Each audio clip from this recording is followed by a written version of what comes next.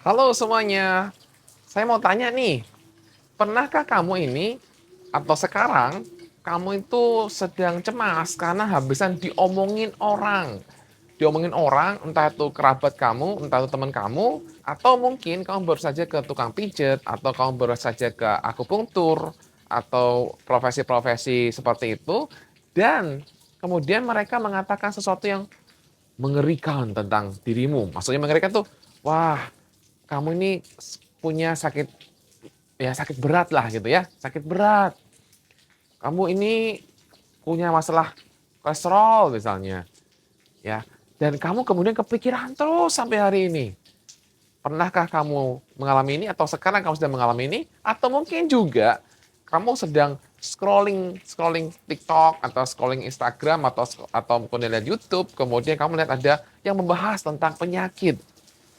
Nah, kamu kemudian langsung kepikiran juga dengan apa yang dikatakan oleh apa yang dibahas di video itu. Nah, kalau kamu sering kayak gini, mengalami kayak gini, yuk ikuti video ini untuk kamu tahu gimana solusi mengatasi itu semuanya. Dan tentu saja bagi kamu yang belum subscribe, silahkan subscribe sekarang. Ditunggu subscribe sekarang ya. Udah? Udah subscribe? Oke, terima kasih udah subscribe. Kita akan lanjut sekarang untuk pembahasannya.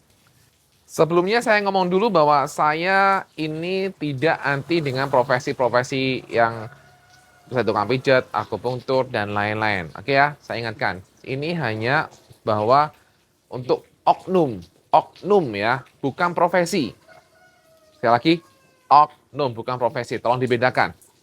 Jadi saya tidak menyoroti ke profesinya, tapi kepada oknumnya. Ya, nah oknum-oknum seperti ini yang karena kita ya pasti kan kita mau sembuh ya teman-teman ya. Kita pasti mau pulih ya dengan apa yang kita alami, dengan semua sensasi fisik yang kita nggak nyaman. Kemudian kita jadinya mikir apakah ada apa. Kemudian kita mau bisa rileks seperti itu. Maka kita kemudian melakukan akupunktur, kita kemudian bekam, kemudian kita melakukan terapi-terapi lain. It's okay, itu fine, itu bagus dan itu it's okay bagi teman-teman ya. Nah, masalahnya adalah ketika oknum ini nggak tahu bahwa kamu tuh mengalami gangguan kecemasan, kamu tuh orang yang cemasan, maka ketika dia hanya mengatakan hal itu, karena biasanya kan memang mereka akan ngomong seperti itu, oh kamu ada ini, oh kamu ada sakit ini, oh kamu kurang baik organ tubuhnya yang ini. Nah, misalnya gitu kan, biasanya, nggak semuanya, oke ya. Nah, itu membuat kamu jadinya sering kepikiran terus, kemudian akhirnya ketika kamu selesai melakukan treatment itu, yang terjadi adalah kamu pulang dengan penuh rasa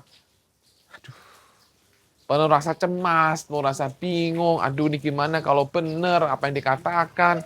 Apalagi kalau dia itu pakai embel-embel, oknum ini pakai embel-embel apa? Bahaya loh ini, parah loh ini. Nah udah, pakai kata-kata yang begitu itu membuat kamu jadi, wah ngeri banget. Kamu dengernya langsung cemas, duduk gitu kan. Aduh ini kalau nggak sembuh gimana? Ini kalau kemudian aku akan semakin parah gimana? Kan mikirnya kan terus gitu teman-teman. Iya nggak? Iya kan? Karena kita diomongin oleh orang yang mengerti tentang kesehatan. Nah kita nggak mengerti tentang kesehatan, ya otomatis kita kan jadi kepikiran dong. Ini loh teman-teman yang saya lihat sering dihadapi oleh teman-teman. Atau mungkin teman-teman pernah misalnya karena saking pengennya sembuh gitu kan, teman-teman misalnya ke dukun misalnya, ya ke onum dukun dan sejenisnya itu, kemudian dikatakan bahwa, wah ada yang guna-guna kamu, wah ada yang nggak suka sama kamu, wah ada yang begini-begini, wah udah tambah kepikiran lagi teman-teman. Ya kan, kepikiran lagi nih kenapa lagi, siapa lagi yang gak suka sama gua, apalagi sih, kenapa aku salah apa sih. Ah itu terus membuat kamu semakin gak nyaman juga kan, bukannya semakin enak tapi semakin gak nyaman. Oke, sekarang kita akan bahas gimana solusi untuk mengatasi itu. Solusi untuk mengatasi itu adalah yang pertama, kalau kamu diomongin oleh orang yang mengatakan bahwa kamu adalah sakit A, sakit B, sakit berat, kamu sebaiknya langsung cek aja ke dokter. Ya, cek. Kalau kamu belum pernah cek, langsung cek. Jadi kamu bisa mematahkan dengan sangat mudah kata-kata dari oknum ini. Kalau dia mengatakan bahwa, oh kamu ini ada something dengan jantungmu gitu kan misalnya, kamu segera cek aja ke dokter. Nah, ketika kamu cek ke dokter dan kemudian hasilnya keluar, hasilnya lah sehat, udah selesai masalahnya, ya kan? Atau kemudian kamu kata, wah ini kolesterolmu tinggi nih, bahaya nih. Kamu langsung cek darah aja. Cek darah, udah. Ternyata kolesterol kamu adalah normal, udah santai. Ya, itu kamu lakukan dulu seperti itu. Jadi biar nggak terlalu banyak mikir. Kalau kamu hanya akhirnya berdiam diri dan memikirkan saja, ya udah. Jadi semakin cemas karena kamu nggak punya data pendukung untuk memastikan bahwa kamu tuh sehat. Bahwa untuk memastikan apa yang dikatakan si oknum ini adalah tidak benar. Oke? Itu yang pertama. Kemudian yang kedua kalau kamu masih aja terus masih kepikiran, kamu udah tes gitu kan, tapi masih kepikiran ternyata, masih kepikiran dengan apa yang dikatakan oleh oknum ini, maka sering-seringlah kamu untuk mempertanyakan pikiranmu yang hadir. Karena kalau kamu tidak mempertanyakan pikiranmu yang hadir, maka kamu akan bisa aja kemudian terjebak dengan pikiran-pikiran negatif yang terus berulang. Maksudnya ada pikiran negatif A, kemudian berlanjut pikiran negatif B, pikiran negatif C, dan seterusnya. Nah, itu kamu harus pertanyakan. Ini pernah saya bahas di video ini. Silahkan kalau kau belum tonton video ini. Ya. Jadi perlu pertanyakan kebenaran dari apa yang kamu pikirkan. Pertanyakan itu terus-menerus. Apakah ini benar 100% mutlak bahwa ini benar apa yang saya pikirkan? Nah, gitu ya. Itu akan sangat membantu kamu. Kemudian yang ketiga, kalau kamu sudah akhirnya kepikiran dengan itu, kemudian kamu mengalami sensasi fisik muncul, jadi kemudian jantung berdebar muncul, kemudian lemas muncul, kemudian pusing muncul, dan kamu semakin merasakan khawatir dengan apa yang kamu alami, dengan apa yang terjadi dengan tubuhmu, maka yang perlu kamu lakukan adalah, yuk kamu segera lakukan grounding. Ini sering banyak bahas di YouTube saya sebelumnya. Supaya kamu itu tidak kebawa dengan pikiran kamu. Lakukan grounding.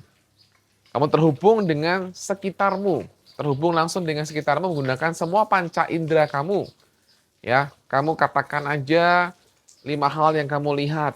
Katakan apa itu, sebutkan. Ya, sebutkan dengan suara. Oke, kemudian kamu katakan 4 hal yang bisa kamu rasakan dengan kulitmu. Itu apa aja? Halusnya tangan, kemudian rasanya kaos, kemudian dinginnya kursi misalnya yang kamu sedang dudukin, atau panasnya kursi, atau hangatnya kursi yang kamu dudukin, atau apapun itu, ya itu kamu lakukan. Ya, ini pernah saya bahas di video ini, silahkan kamu cek aja, grounding ya, teknik 5, 4, 3, 2, 1 namanya. Dan tentu saja kamu juga perlu untuk mengatasi gangguan kecemasanmu, itu kamu bisa gunakan ini, buku Bye-Bye Cemas dan buku Goodbye Anxiety ya.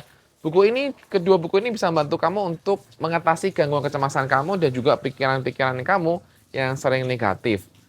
Jadi buku ini akan membantu kamu untuk kamu bisa memahami gangguan kecemasan apa dan bagaimana solusinya dan bagaimana mengatasi hal-hal yang tidak nyaman yang kamu sering alami, akan dijelaskan di sini dengan sangat detail sekali ya.